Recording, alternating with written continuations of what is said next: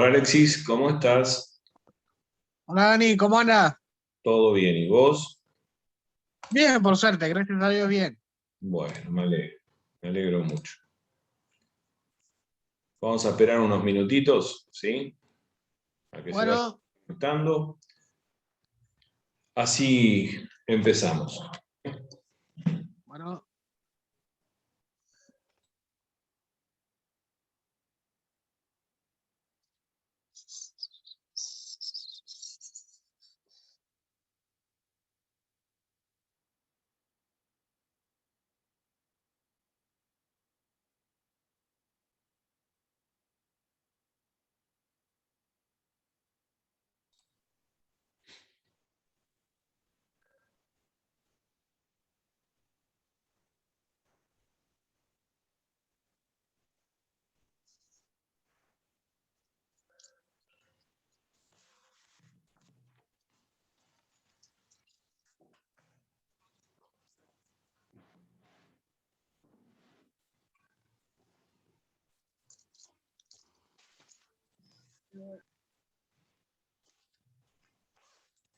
Hola chicas, ¿cómo están?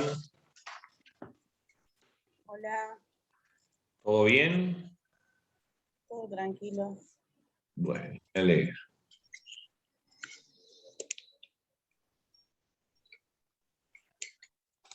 A ver, vamos a ver una cosa. Antes que nada, micrófono.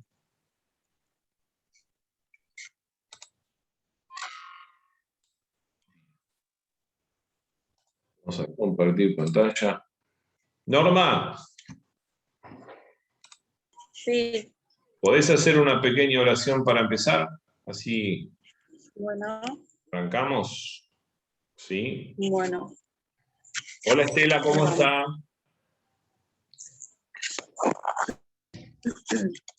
¿Cómo están? ¿Bien? Vamos, dale, te Todo bien. escuchamos. Oramos. Oramos. Señor Dios Todopoderoso, Espíritu Santo de Dios, en tu presencia, Señor, nos inclinamos ante ti, Señor, principalmente para darte gracias, Señor, por este banquete espiritual que permitís hoy, Señor, estemos presentes aquí hoy con Daniel, Señor. Te pedimos que nos des discernimiento, que abras nuestra mente, nuestros ojos espirituales, Señor. Que nos enseñe cada día más, Señor, a seguir tu palabra, a conocerte más, a meternos, Señor, en estas aguas profundas, Señor, que vos permitís hoy, para poder adorarte, para poder glorificarte, Señor, y para enseñarnos cada día más, Señor, a hacer tu voluntad en nuestras vidas, Señor. Y ser esas herramientas, Señor, que vos querés que seamos para llevar a conocer tu nombre, Señor. Para que nuestra vida sea transformada, para que renueves nuestra mente, nuestra manera de pensar, Señor. Para hacernos nuevos otra vez, Señor, cada momento, cada minuto de tu palabra, Señor, nos renueva el alma. Nos da fortaleza, nos abre los ojos, nos deja ver, Señor, más allá de nuestros ojos físicos, Señor. Por eso te damos gracias, Señor, por este banquete espiritual. Te pedimos que hagas un vallado, Señor, en esta reunión, que Amén. tus ángeles y querubines, Señor, estén alrededor. Señor, permitas que este instrumento, Señor, que es Daniel, sea claro, sea edificante, Señor, que use su voz, Señor, para poder transmitirnos lo que vos querés que sepamos, Señor, lo que querés que entendamos, que nada interrumpa ni interfiera, Señor, en tu voz a través de Daniel. Te damos las amén. gracias, te pedimos bendición sobre esta reunión y por cada uno de los integrantes y por aquellos que todavía no se han podido conectar, que lo puedan hacer, Señor. Y dejamos esta reunión en tus manos, en el nombre de Jesús. Amén. Amén. Amén. Bueno, buenas tardes, bienvenidos a todos. Yo les voy a pedir ahora que todos los que puedan cierren los micrófonos, así no hay interferencia. Pero que si hay alguna cosa por la cual hay que pararla, hay que preguntar, libremente pueden preguntar todo lo que quieran, ¿sí? Hoy vamos a empezar la primera parte, porque lo pensaba hacer en una sola parte, pero es muy vasto, muy amplio todo lo que tenemos para hablar de nuestro rey. que es Cristo, ¿sí? Entonces lo vamos a dividir en dos veces. Bueno, y vamos a hacer una pequeña introducción. Cristo es la parte más sublime de toda de toda la Biblia, de la palabra de Dios, ¿sí? Es como un hilo conductor que va desde el principio, desde el Génesis y de antes de la creación, hasta el fin de las profecías, que sería el Apocalipsis. Es un ser con toda la deidad, con toda la divinidad, pero que se hizo hombre, ¿sí? Y vamos a ir viendo cada una de esas etapas, y vamos a ir entendiendo cada una de esas etapas, ¿sí?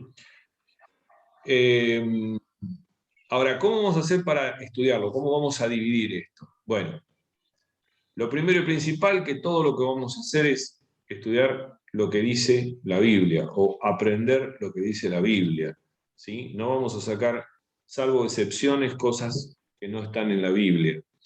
Entonces, la principal fuente de estudio es la palabra de Dios. Hay muchos teólogos que hablan, pero tienen sus propias ideas, ¿sí? Y lo vamos a dividir en 4 estados de su vida, o 4 estados de Jesús. La preexistencia, ¿sí? En la cual, describiéndolo así someramente, Cristo se mantuvo como en una sombra, esperando su momento. Y el momento llegó en el momento de la encarnación, ¿sí? Que es el momento en el que toma el carácter no solamente de divino de Dios, sino de hombre. Sufre su proceso de humillación a lo largo de su vida, hasta la muerte en la cruz y su redención, ¿sí? Luego de haber resucitado, y a partir de ese momento viene su proceso de exaltación o de glorificación. Hoy vamos a tocar los 2 primeros puntos, su preexistencia y su encarnación, y la próxima semana vamos a hablar de su humillación y su exaltación. Todo es tan rico que hay mucho para hablar. Entonces vamos a conocer sus estados, su ministerio actual y cómo es la persona de Cristo, así como lo hicimos con Dios. Parece que estuviéramos hablando de 2 personas distintas, pero son un mismo Dios con 2 personalidades y con 2 formas de distinguirlos dentro de la palabra. Dice Juan 5:39, examináis las Escrituras, ellas son las que dan testimonio de mí. Por eso hablamos de que la fuente principal es la palabra. En Lucas 24:27 les explico lo referente a él en todas las Escrituras. ¿Cómo podemos conocer a Cristo? Podemos conocerlo a través de él. Igual que como hicimos con Dios, cómo es su personalidad, cómo fue sus comienzos, cómo fue su preexistencia, su vida como hombre, como dijimos, su ministerio, su humillación, su exaltación. Y también vamos a conocerlo cómo actúa en nuestras vidas, porque en nuestras vidas, cuando entró en nuestras vidas, transformó, sanó, restauró, ¿sí? Y todo eso es por nuestra relación íntima con Él. Entonces la invitación es, vamos a conocerlo. ¿Qué significa el nombre de Cristo? Vamos a empezar por la base. Hay varias formas de nombrarlo a Cristo. Cristo fue nombrado utilizando el nombre Jesús, es nombrado como Jesús, que quiere decir Jehová es salvación.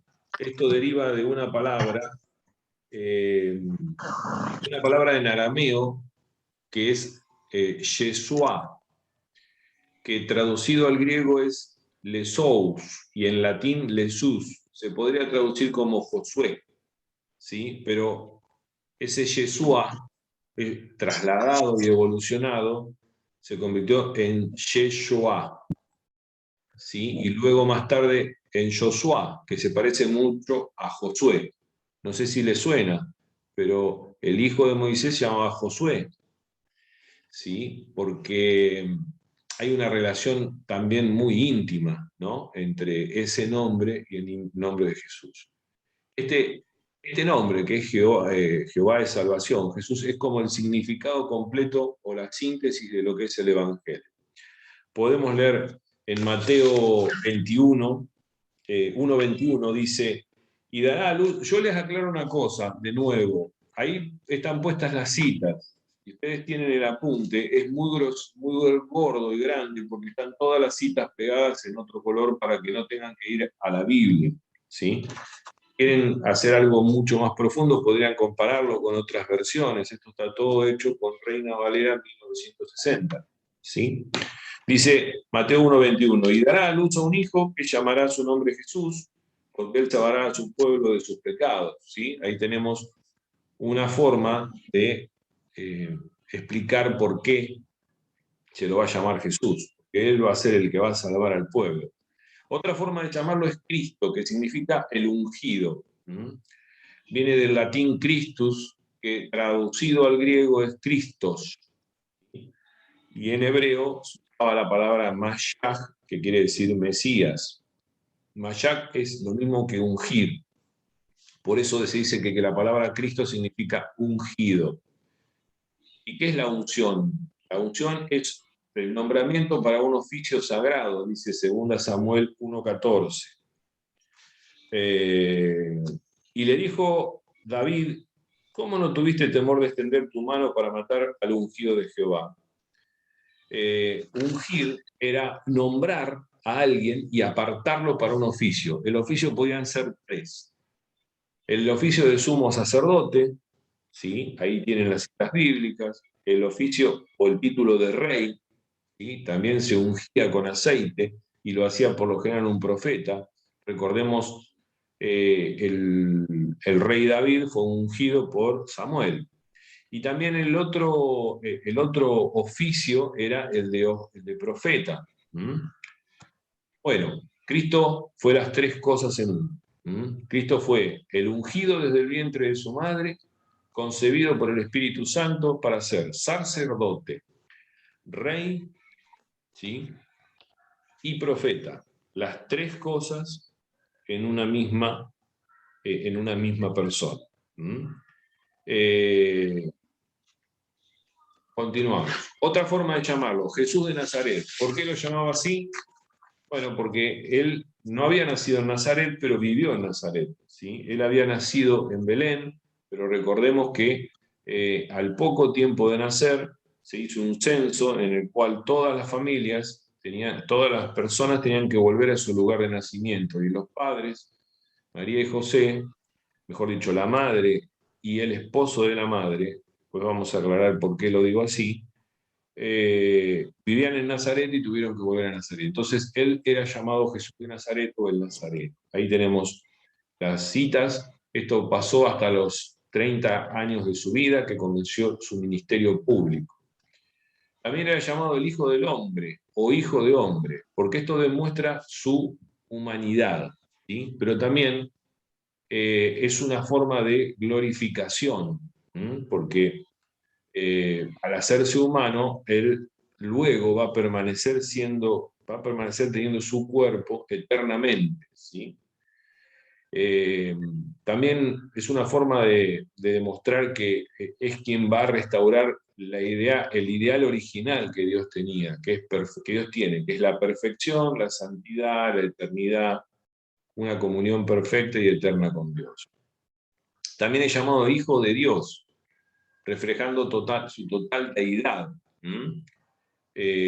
También Hijo de Dios porque Jesús lo llama a Dios como Padre, y Jesús también es reconocido como Hijo de Dios por sus discípulos. Ahí tenemos un montón de citas que son interesantes de pasar. También los demonios lo reconocen como Hijo de Dios, ¿sí? Vamos a leer una, ¿sí? En este punto de los demonios. Dice Mateo 8:2, y he aquí vino un leproso y se postró ante él diciendo, Señor, si quieres puedes limpiar.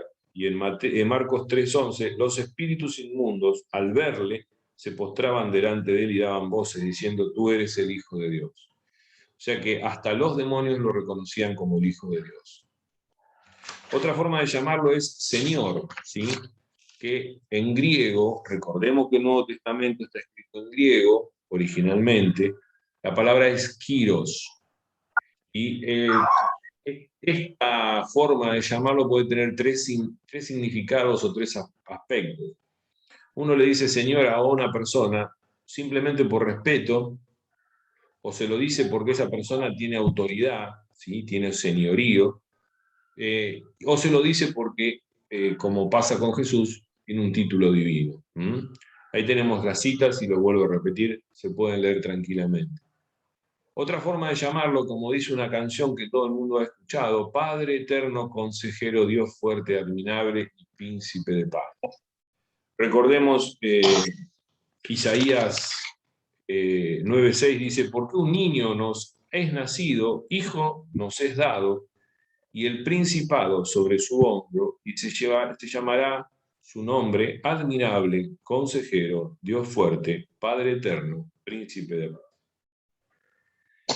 Otra forma de llamarlo en el Antiguo Testamento, bueno, se puede encontrar que se lo llama príncipe del ejército de Jehová, afinador, el deseado de las naciones, el Emanuel, Dios con nosotros, el Mesías, manantial, la roca, el renuevo, todo esto en el Antiguo Testamento, ¿sí? O sea que ya su nombre figuraba en el Antiguo Testamento de otras maneras, que son estas. Ahora, ¿desde cuándo existe Cristo? Vamos a hablar de su preexistencia. ¿Qué quiere decir preexistencia? Quiere decir que Cristo, existía, ¿sí?, desde antes de su nacimiento. Existe por la eternidad. Es el mismo de ayer, de hoy y por los siglos de los siglos. Desde antes de que Dios creara al mundo y creara todo, Él ya existía. ¿Cuáles son las pruebas de que existía desde ese momento? Su origen, dice el primer punto, su origen celestial. Juan 3:13 dice: nadie subió al cielo sino el que descendió del cielo, el Hijo del Hombre que está en el cielo. Su obra como creador, dice Juan 1:3: todas las cosas por él fueron hechas, y sin él nada de lo que ha sido hecho fue hecho. Estaba involucrada, indudablemente estuvo involucrado en la creación. Recordemos aquel versículo que decía en Génesis: cada vez que Dios creaba algo y vimos que era hermoso, que era bueno. Dios no estaba solo, sino que eran los tres en una misma persona. Llegamos al punto posterior a Cristo, que es el Espíritu Santo y la Trinidad. Vamos a tratar de entender la Santísima Trinidad.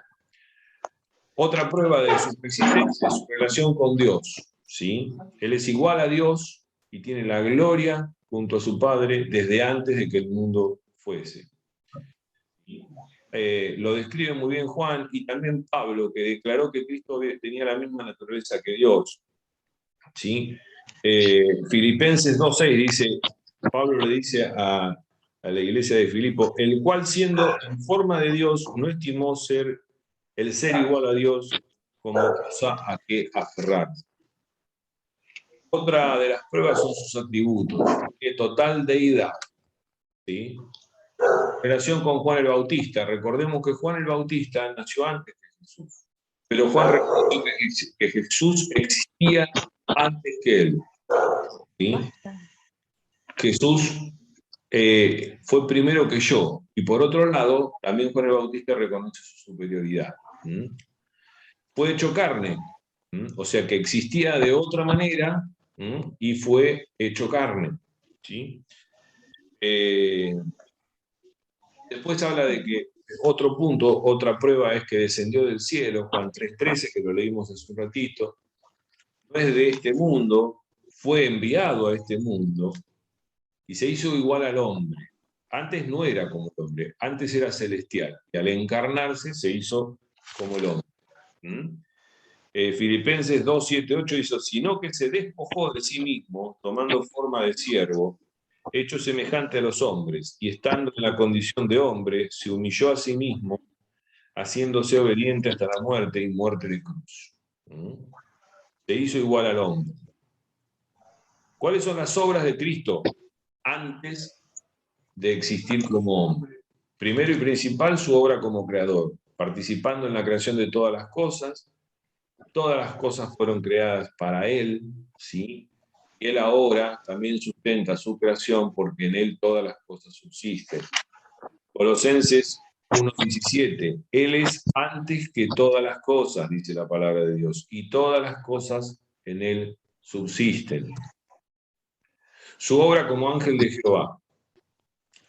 Vamos a hacer una explicación. ¿Se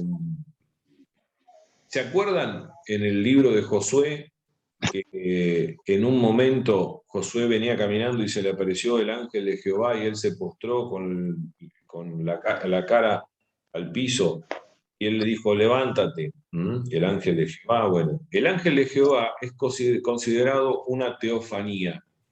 ¿Qué es una teofanía? Una manifestación de Dios en la Biblia, ¿sí? Que se hace tangible, se hace palpable, que la podemos ver y la podríamos tocar y sentir. El sentido más estricto es una aparición visible de Dios en el periodo del Antiguo Testamento, con frecuencia, pero casi siempre en forma humana. O sea, es como si Dios se apareciera en forma humana. Y en realidad tendría que ser considerado una cristofanía en vez de una teofanía. Cristofanía sería que lo que aparece no es Dios, sino que es Cristo en forma humana. Y se trata de Jesucristo en su encarnación. Por eso el ángel de Jehová es Jesús en su preencarnación, antes de ser encarnado, que aparece en un montón de situaciones. ¿Sí? Ahí tenemos un montón de versículos y hay algunos puntos diciendo que... ¿Sí? ¿Alguien me dijo algo? No. Bueno. Es distinto, este ángel de Jehová es distinto a Jehová Dios el Padre, ¿sí? Dice Génesis 24:7, dice, Jehová, Dios de los cielos, que me tomó de la casa de mi padre y de la tierra de mi parentela, y me habló y me juró diciendo, a tu descendencia daré esta tierra, y él enviará su ángel delante de ti, y tú traerás a ella mujer para mi hijo. O sea, Dios le está diciendo a Abraham, ¿sí? Pero también le está diciendo que va a mandar delante de él al ángel de Jehová. En el libro de Éxodo se afirma que el ángel de Jehová acompañaba a Israel cuando salieron de Egipto. ¿Sí? Hermosa lectura donde es como una nube que va delante de ellos, pero cuando hay peligro se pone por atrás de ellos. En el Nuevo Testamento se declara que la piedra que siguió a Israel era Cristo, como una forma de confirmar lo que decía en el libro de Éxodo. También el ángel de Jehová actuó como un mensajero para varias personas. Ahí tenemos un montón de citas. También el ángel de Jehová guió y protegió a Israel y fue el agente de refrigerio para Elías. Esto es interesantísimo. Primero de Reyes 19:5-7. Recordemos que Elías se había puesto abajo de un árbol, dice, y echándose debajo del enebro, se quedó dormido, y he aquí, luego un ángel lo tocó y le dijo, levántate, come. Entonces él miró, y he aquí a su cabecera una torta cocida sobre las ascuas y una vasija de agua, comió y bebió y se volvió a dormir. El ángel de Jehová volvió a tocarlo la segunda vez, diciendo, levántate y come, porque el largo camino es el que te queda por delante. O sea, sirvió de refrigerio y de una forma de reanimarlo a Elías que estaba decaído.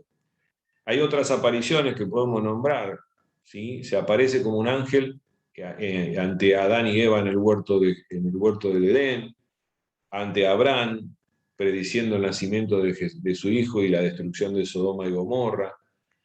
Otro momento muy recordado y muy, muy leído es con los 3 amigos de Daniel cuando los hacen entrar al horno de fuego. Todos observaban no a 3, sino a 4, ¿sí? Y uno era el ángel de Jehová que estaba con ellos.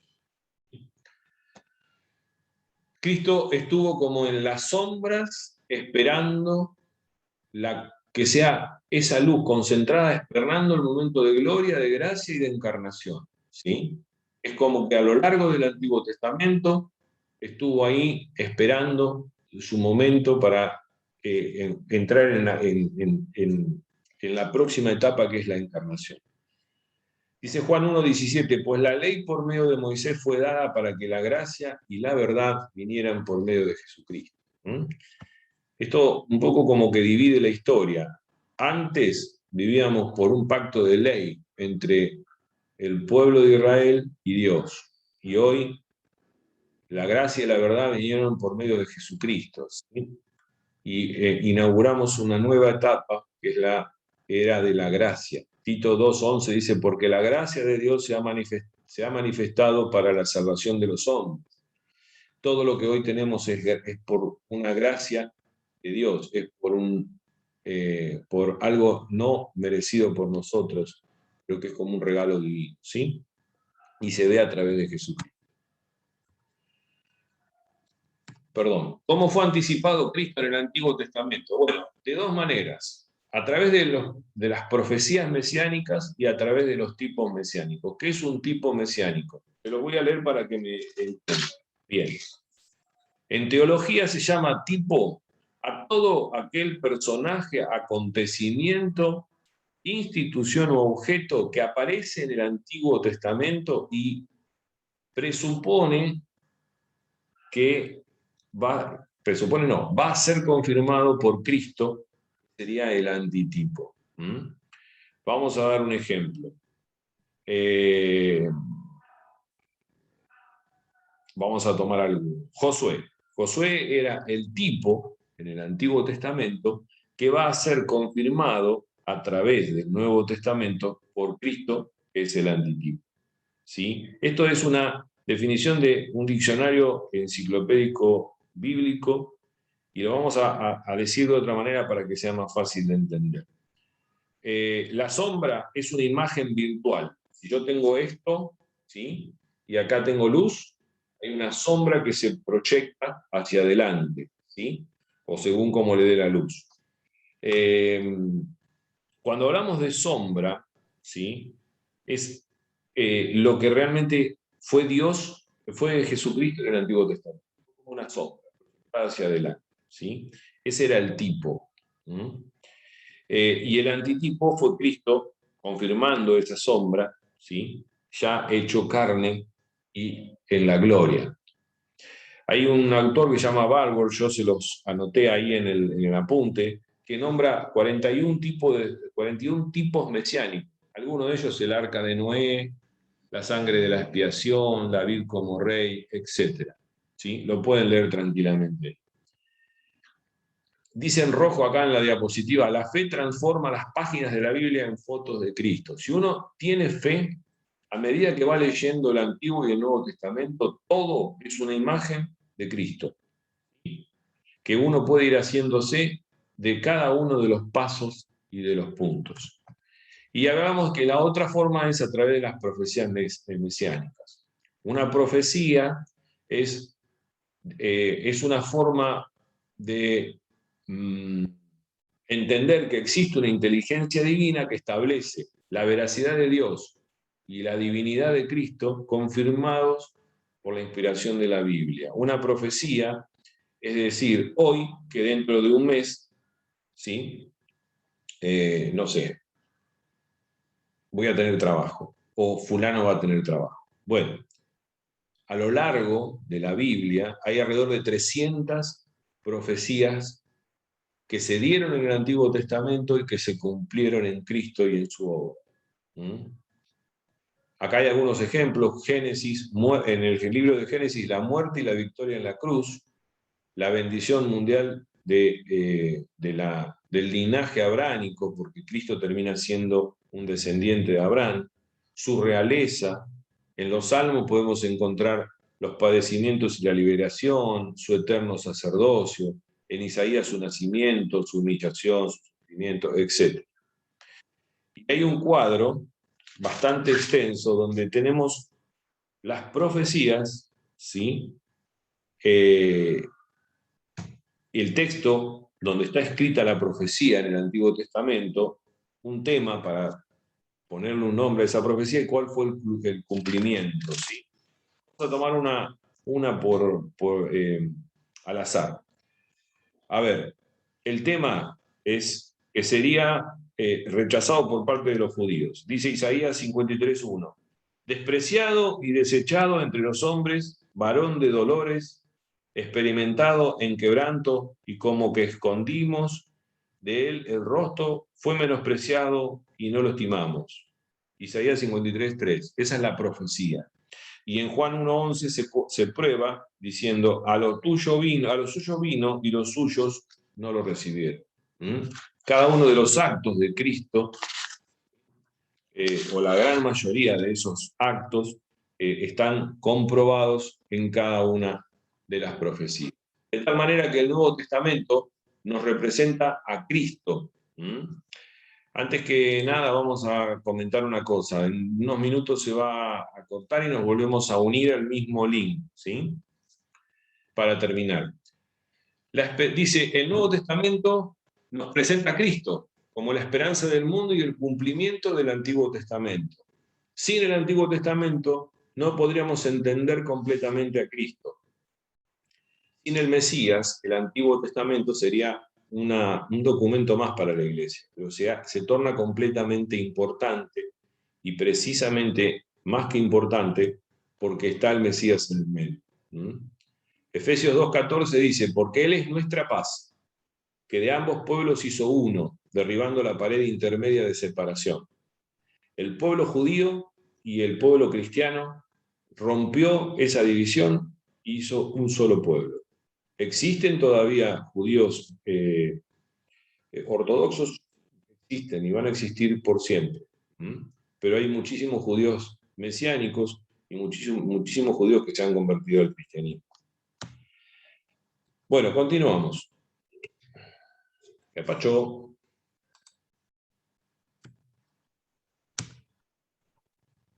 Ah, sí, ahora no quiere.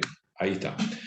Bueno, entramos en el tema de la encarnación. El segundo punto que vamos a ver, el primero era la preexistencia y ahora vamos a ver la encarnación. Cristo fue encarnado. ¿Qué significa? Que Cristo, sin dejar de ser Dios, se hizo hombre. Y eso es importantísimo.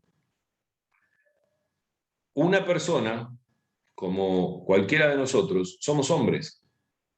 Pero él, en un solo ser, se sintetizó el carácter de hombre y el carácter de Dios. Dice Juan 1:14, el verbo se hizo carne. Lo que era verbo, ahora se hizo carne.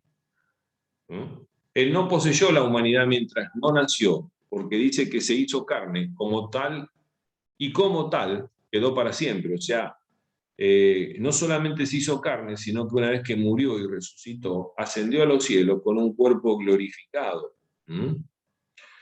Pero tenemos que tener bien presente que esta humanidad era con una característica, sin pecado. Entonces decimos que Jesús se convirtió en un ser teantrópico. Esta palabra está formada por las palabras griegas teos, que quiere decir Dios o divino, y antropos, que es humano. Y Jesucristo es la única persona donde conviven una naturaleza divina y la naturaleza humana. Van a ver que hay un cuadro, un esquema para tratar de sintetizarlo y tratar de entenderlo mejor en el apóstol. ¿Cómo fue predicha o profetizada su encarnación? O sea, todo se predijo en el Antiguo Testamento. Dice Isaías 9:6, porque un niño nos ha nacido, hijo nos es dado, y el principado sobre su hombro, y se llamará su nombre admirable, consejero, Dios fuerte, Padre eterno, príncipe de paz. ¡Wow! Isaías vivió 700 años antes de Cristo y dijo esto, y escribió esto. Y no solamente eso, sino que también predijo que iba a nacer de una virgen. Dice, por tanto el Señor mismo os dará señales. He aquí que la virgen concebirá y dará a luz un hijo, llamado su nombre Emmanuel, o sea, Dios con nosotros. Recordemos, virgen, ¿sí? Es lo que dice Isaías. ¿Y por qué tenía que ser virgen? Porque el medio que se utilizó para la encarnación fue un nacimiento virginal. Ahí, en ese versículo, Isaías usa una palabra que acordémonos que el Antiguo Testamento era en hebreo. La palabra hebreo era alma, que traducido quiere decir doncella, mujer soltera que nunca estuvo unida legítimamente a su esposo. En cambio, cuando se hizo la traducción al griego, hay una versión de la Biblia que se llama Septuaginta, ¿sí? Que fue la primera traducción completa del Antiguo y del Nuevo Testamento al griego. Ahí cambiaron la palabra y usaron una palabra a los que escribieron, que es pártenos, que quiere decir virgen. ¿Sí? Pero si hablamos de una mujer soltera nunca unida legítimamente a su esposo y una mujer virgen, estamos hablando de lo mismo. ¿Y por qué tenía que ser virgen? Según le anunció el ángel, Jesucristo sería engendrado a través del Espíritu Santo, ¿sí? Y a la Virgen, en el vientre de la Virgen María. Eso lo explica Lucas, pero también lo dice Mateo. A ver, tanto el Evangelio de Marcos como de Mateo como de Lucas son evangelios sinópticos o paralelos. Van contando la misma historia de distinta manera, con distinta forma de contarla. ¿Sí? Entonces tenemos muchos paralelismos. Mateo dice, no solamente habla de concepción virginal, pero hace una aclaración que es interesante para tener en cuenta. Mateo dice que José era el esposo de María, pero que fue solamente María, por María, que Jesús nació. En el árbol genealógico no nombra a José. Cuando llega a ese punto dice hijo de María. ¿Por qué hijo de María? Porque es hijo de María y del Dios Padre. Y acá nos encontramos con un problema complejo, ¿no? Se le debe haber presentado una cuestión moral muy importante a José, porque el ángel primero vino a María y se lo anunció, y después vino a él y le dijo que María iba a concebir un hijo, ¿sí? Que era fruto del Espíritu Santo. ¿Y cómo era el matrimonio? Porque esto también nos garantiza o nos asegura que el nacimiento de Cristo fue virginal.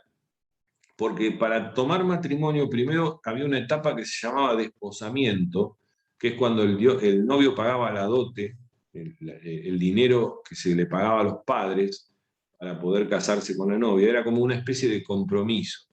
A partir de ese momento los dos tenían un compromiso de fidelidad. Si la mujer no era fiel a su futuro marido, era castigada con la pena de muerte. Deuteronomio 23, capítulo 23, de los versículos 23 y 24 lo explica. ¿Sí? O sea que es como un matrimonio, pero no convivían. Entonces en ese periodo es cuando se apareció el ángel a María. Posteriormente, que pueden ser 2 meses, 3 meses, 4 meses, venía la boda, ¿sí? Que es un tiempo en el cual, después del desposamiento, ¿sí? Comenzaba con una procesión del novio hacia la casa de la novia, ¿sí? Y de ahí se volvían toda la familia a la casa del novio y hacían la fiesta de bodas, y a partir de ahí tenían intimidad, vamos a decirlo. ¿Cómo fue? ¿Cuál fue? ¿Por qué propósito tenía que ser un nacimiento virginal? Para mostrar la voluntad de traer al mundo al Salvador que provenía de Dios y no de la voluntad de un hombre. Juan 1:3. ¿Sí? Juan 1:3 dice, 1:13, perdón, los cuales no son engendrados de sangre, ni de voluntad de carne, ni de voluntad de varón, sino de Dios. Debía ser de un solo Padre, del Padre Celestial. Y Dios lo hizo 2000 años antes, suspendiendo toda ley natural. ¿Sí?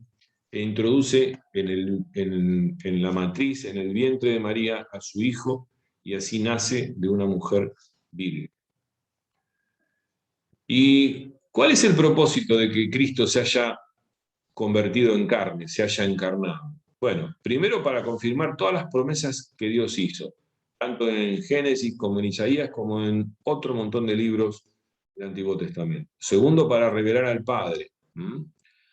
O sea, Dios nunca había sido visible para el hombre. Aquellas personas que veían el rostro de Dios morían en el acto.